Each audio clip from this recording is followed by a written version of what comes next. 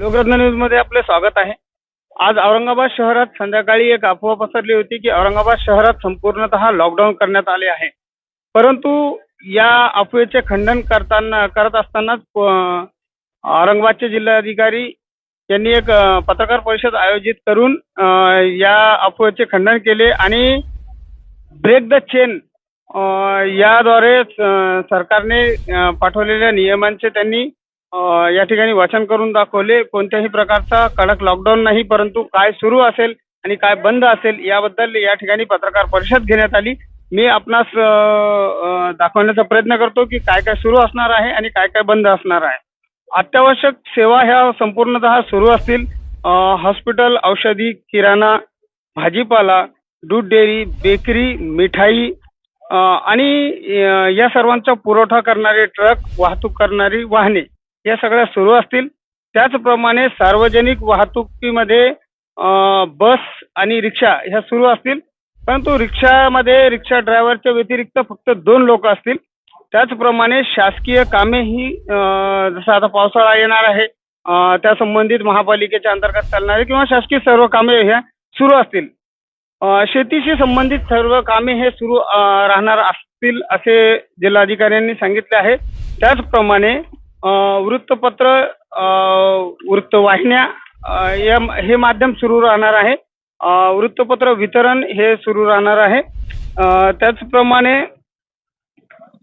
ज्या टॅक्सी चालतात त्या टॅक्सीमध्ये 50% त्यांच्या कॅपॅसिटीनुसार परवानगी देण्यात आलेली आहे आणि खासगी बस व शासकीय बसमध्ये 100% प्रवासी क्षमतेची परवानगी देण्यात आलेली असल्याचे जिल्हाधिकाऱ्यांनी सांगितले आहे।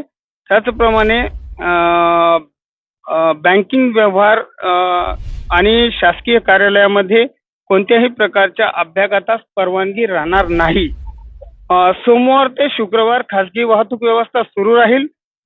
लग्न समारंभासाठी खास करून 50 लोकांना परवानगी दिलेली आहे, परंतु या लग्न समारंभामध्ये येणाऱ्या 50 लोकांची यादी ही शासनास पुरवायची आहे। अंत्ययात्रेसाठी 20 लोकांची परवानगी देण्यात आली आहे। त्यासाठी देखील त्या लोकांची यादी जे अंत्ययात्रेमध्ये येणार आहे त्याची यादी ही शासनास पुरवण्याची गरज आहे। रस्त्यावरील हातगाड्या,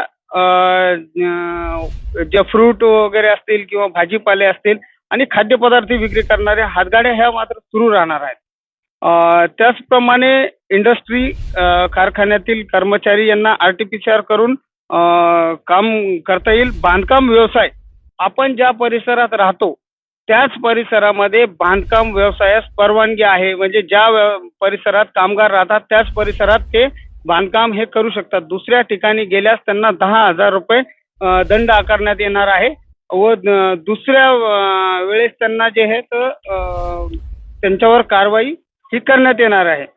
अत्यावश्यक सेवेव्यतिरिक्त इतर सर्वसाधारण नागरिकांना डिझेल किंवा पेट्रोल हे पेट्रोल पंपावर मिळणार नाही।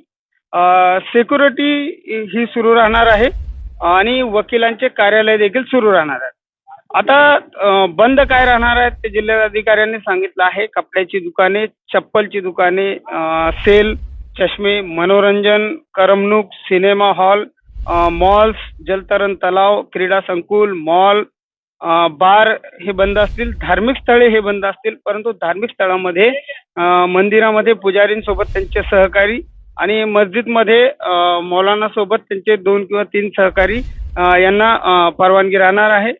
दैनंदिन पूजा अर्चा ह्या सुरू राहणार आहेत। केश कर्तनालय संपूर्ण हा बंद राहतील। स्पा, ब्युटी पार्लर, शाळा, महाविद्यालय हे बंद असतील, परंतु 10वी 12वी किंवा त्यापेक्षा पुढील ज्या परीक्षा ठरवण्यात आलेल्या आहेत त्या परीक्षा विद्यार्थ्यांना RT-PCR करून देता येणार आहे, त्या परीक्षा पूर्ववत घेण्यात येणार आहेत। धार्मिक, सामाजिक, राजकीय हे सगळे कार्यक्रम बंद असतील असा या पत्रकार परिषदेमध्ये संपूर्ण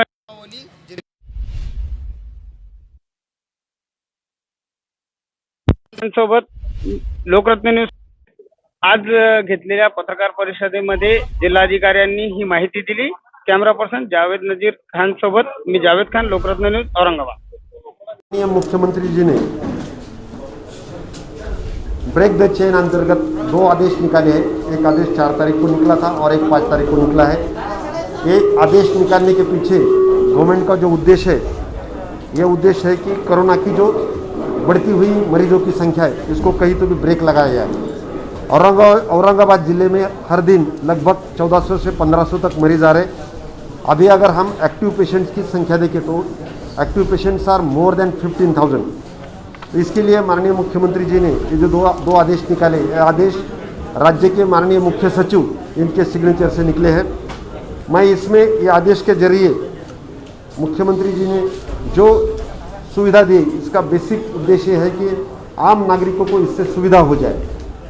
कोरोना की चेन ब्रेक करने का मुद्दा मद्देनजर रखते हुए लोगों को, आम नागरिकों को सुविधा मिल जाए, ये इसका मुख्य उद्देश्य है। इसमें जो चीज़ें शुरू रहेंगी उसमें बेसिकली अत्यावश्यक सुविधा, इसमें all hospitals, then medicine shops और जो मेडिसिन प्रिपेयर करने वाले उद्योग है वो शुरू रहेंगे। इसमें पैथोलॉजिकल लैबोरेटरी भी आ गई जो टेस्टिंग का काम करती है। देन किराना माल की दुकानें, भाजीपाला की सभी दुकानें, उसमें मंडी भी आ गई, दूध डेयरी, बेकरी और खाद्य की दुकानें। इसके बाद में सार्वजनिक वाहतूक व्यवस्था, जिसमें है रेलवे, टैक्सी, ऑटो एंड सार्वजनिक बसेस, एसटी महामंडल की buses and private buses. Then जो व्यवस्था गुड्स ट्रांसपोर्ट करती है, आईसी व्यवस्था जो ट्रकों से चलता है।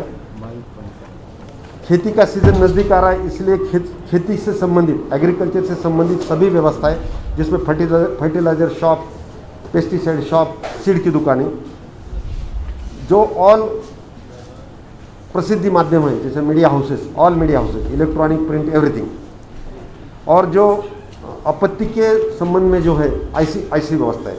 इसके बाद में मैंने जैसा बोला सार्वजनिक वाहतूक व्यवस्था, जिसमें auto rickshaw, rickshaw driver +2 all with mask, taxi है तो जितने की उसको परमिशन है, पासिंग है, उससे 50% एंड टैक्सी वाला, बस है तो with all seating capacity, only sitting, no standing.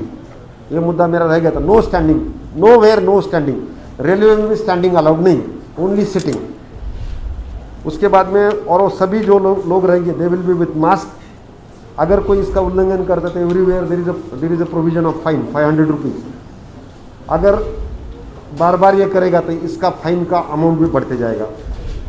फिर offices, all government offices, banking offices, then electricity offices, telecommunication offices, insurance offices, mediclaim offices.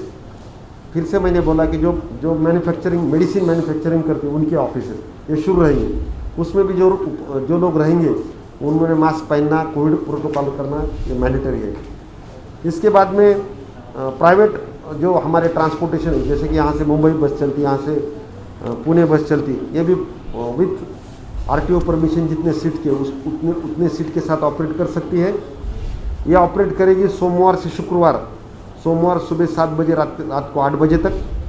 और फिर 2 दिन जो हमारा फुल लॉकडाउन है, बोले तो फुल बंद रहेगा, इसमें सैटरडे एंड संडे, तो वो बंद रहेगी, फिर मंडे से शुरू हो जाएगी। इसमें उनके जो ऑफिसेस है, बुकिंग ऑफिसेस, वो भी शुरू रहेंगे।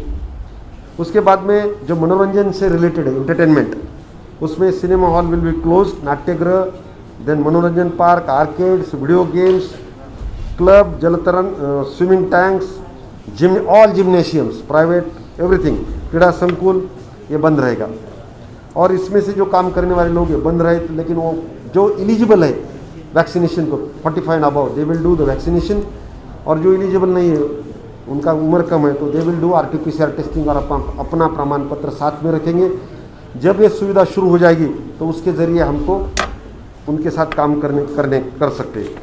इसके बाद में लग्न समारंभ ये भी शुरू रहेगा विथ 50 लोग। इसके लिए लोकल बॉडी का उसका अप्रूवल रहेगा, नाम के साथ अर्जी करनी पड़ेगी, कौन आ रहा है, कौन से गेस्ट आ रहे हैं, उसका एड्रेस क्या है, उसका मोबाइल नंबर क्या है। अगर उसमें कुछ दुर्घटना होगी, जैसा कि कोई पॉजिटिव आ गया, तो कॉन्टैक्ट ट्रेसिंग के लिए ये डॉक्यूमेंट मेरे काम में आएगा। उसके बाद में वृत्तपत्र, all newspapers will be on, उनकी छपाई हो सकती है, उनका वितरण हो सकता है। वो सुबह सुबह 7 बजे से अपना वितरण कर सकते हैं, सुबह 7 से रात के 8 बजे तक, उसके बाद में नहीं। Subscribe now and press the bell icon.